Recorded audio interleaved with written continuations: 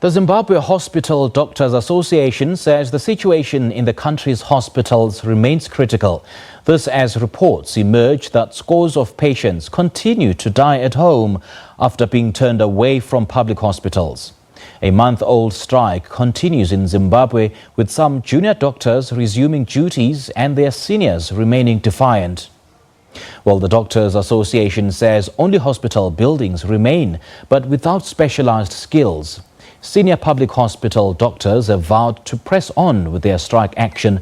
Now, this despite government withdrawing their salaries and with their junior colleagues returning to work. The senior health workers downed tools late November last year in solidarity with the junior doctors who had gone for almost 3 months on strike, with government failing to meet their remuneration demands.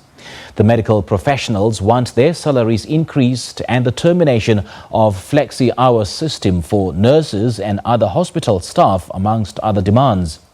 Doctors' unions say an average junior Zimbabwe doctor earns just around about $140 and a senior doctor $300. Now, Dr. Tapiwa Mungofa is the Treasurer General of the Zimbabwe Health Hospital Doctors Association. He now joins us via Skype from Harare in Zimbabwe. Dr. Mungofa, very good evening to you. Thank you so much for joining us. Welcome to the Globe. Very good evening to you.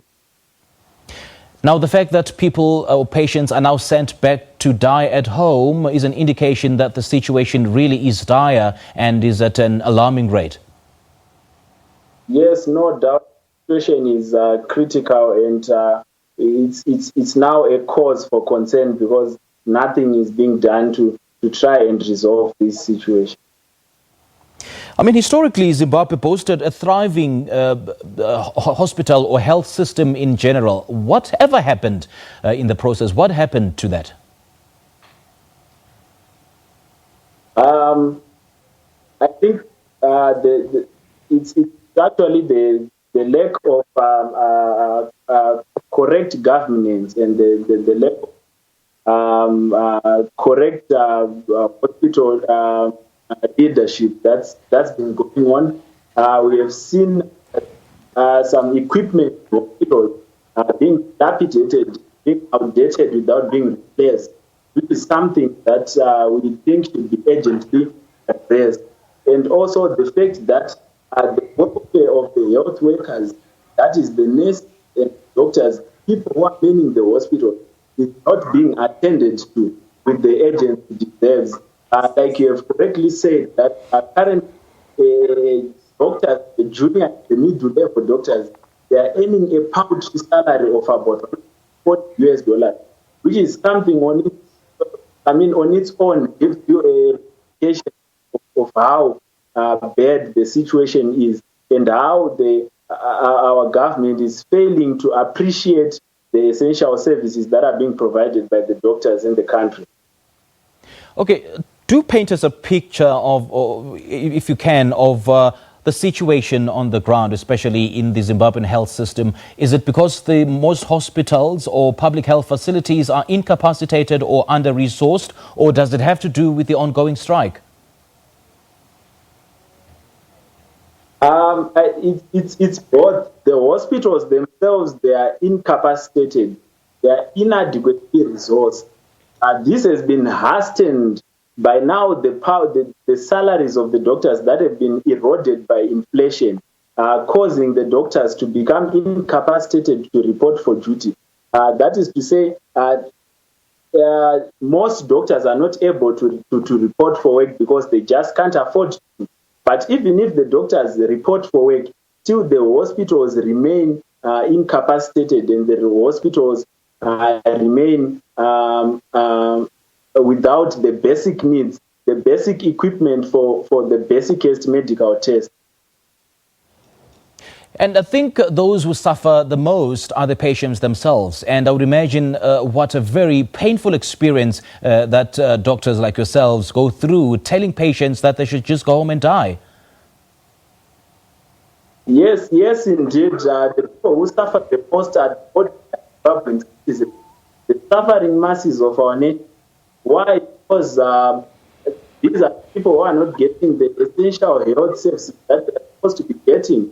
Of course, because the doctors are there when they need them to be there, and because there is no equipment, there's nothing really to help them. Also, the fact that the current environment has sort of like accelerated the current ongoing brain drain in our country. Doctors are now living for greener pastures. As you know, that doctors are on demand in other parts of the world. So most doctors are living for those areas where they are better remunerated and, of course, living exposed and living the Zimbabwean population exposed. Because currently, even with the available doctors, the hospitals are severely understaffed. And we actually need more doctors, but we are actually having more doctors leaving the country. So the situation needs addressed urgently with an emergency. And just looking at the past 3 to 4 months, we have seen a lot of doctors leaving the country, of course, because of the eroded salaries. And this has spread even to the senior doctors who are even leaving the hospital. So we now have hospitals operating in emergency mode, because now most senior doctors are not able to come to work, and some of them have actually left the areas where they are operated. So is the problem seen throughout the Zimbabwean healthcare system, or is it only confined to the public sector? What's the situation with the private sector then? The private sector is of course, it's adequately staffed, but as you know, private hospitals are very expensive. And the situation in our country right now, it's affecting everyone.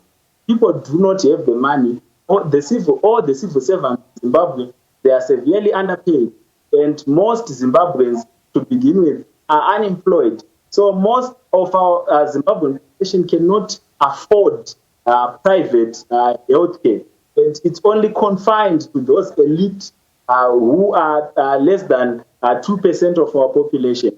So the private sector, in as much as it thrives, it doesn't benefit the ordinary Zimbabwean citizen. Dr. Bernard, share with us the status of the ongoing doctor strike. I will correct you to say that it wasn't a strike. Doctors were simply conveying a message that the money they are getting is no longer enough for them to report for duty. That's why we called it incapacitation. But as the ministry has failed to address to the doctors' concerns. I'm sorry for that interruption.